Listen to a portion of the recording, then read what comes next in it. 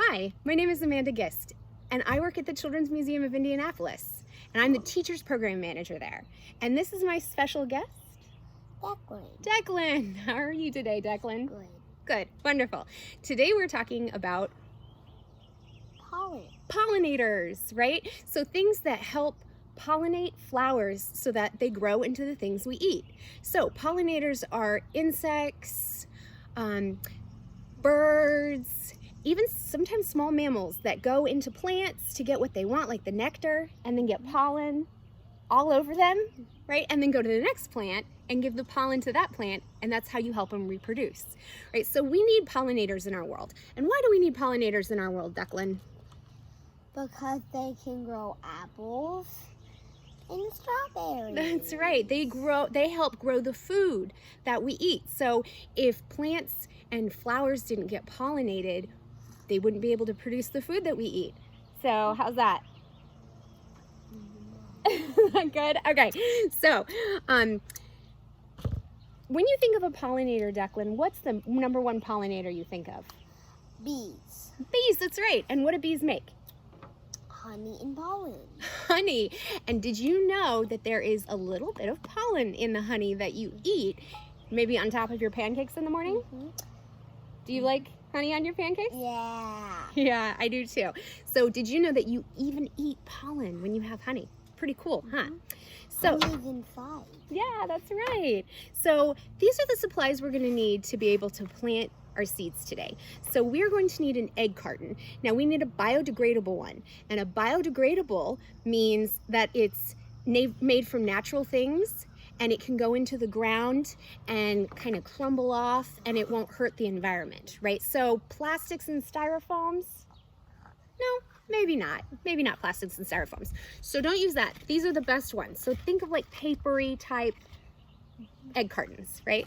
And then we have just a little paper clip, right, to poke the holes. Then what is this, Declan? Some stuff to plant flowers. Some dirt, right? So we need some dirt, and then a little measuring cup. Doesn't have to be precise, but I got a half tablespoon measuring cup right here. And then we went on the Department of Natural Resources for Indiana to make sure that we got native flowers, right? Because native flowers will attract native pollinators. Each place has different types of pollinators, different type of plants. We don't really want invasive ones. So we went on and looked. So you can go online to your Department of Natural Resources and find some amazing, beautiful native flowers. Mm-hmm. So we chose Aster and Black-Eyed Susans, right? I like this one. Yeah, because it's purple, huh? Uh-huh. Yeah. My favorite color is purple. That's right. So pick your favorite color. Pick whatever you think would look the most beautiful in your garden, because believe it or not, our pollinators really like colors, right? So the first thing that we're going to do is we're going to take our egg carton and we're going to poke 3 to 5 little small holes in each one, okay? So once we're done with that, right, we poked in each one, we're going to take, can you take that, Declan? Yeah. Okay, take about a half a tablespoon, or yeah, about a half a tablespoon, and put it in there. Perfect. Okay, and then we're gonna do the second. And as he's doing that, I am going to talk a little bit about the different types of pollinators we have in the world.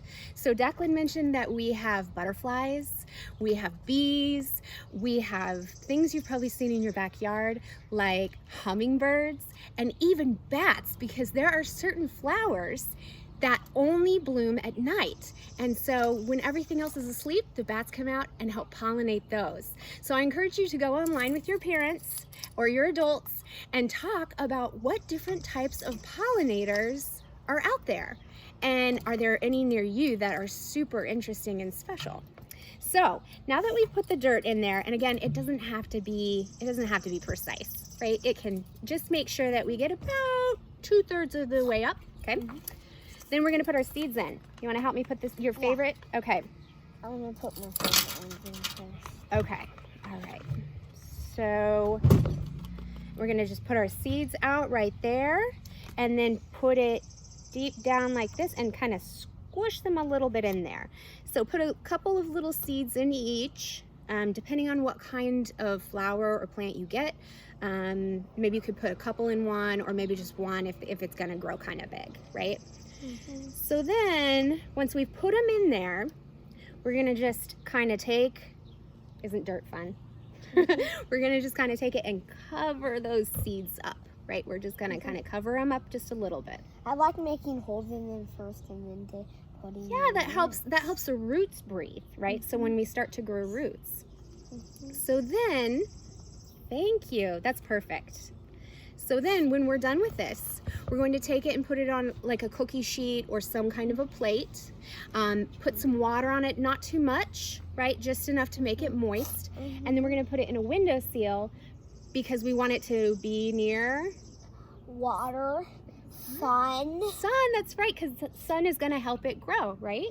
Yeah. and stuff where it can rain and get lots of water and drink. That's right. We need it to drink, right? Because it won't grow without water. So anyways, once these have started to grow just a tiny little bit, we're going to go ahead and cut them up into individual ones, right? So we'll cut there and we'll cut here into just little individual cups, and then we'll actually plant them into the ground once they've actually germinated, right? Started to grow a little bit.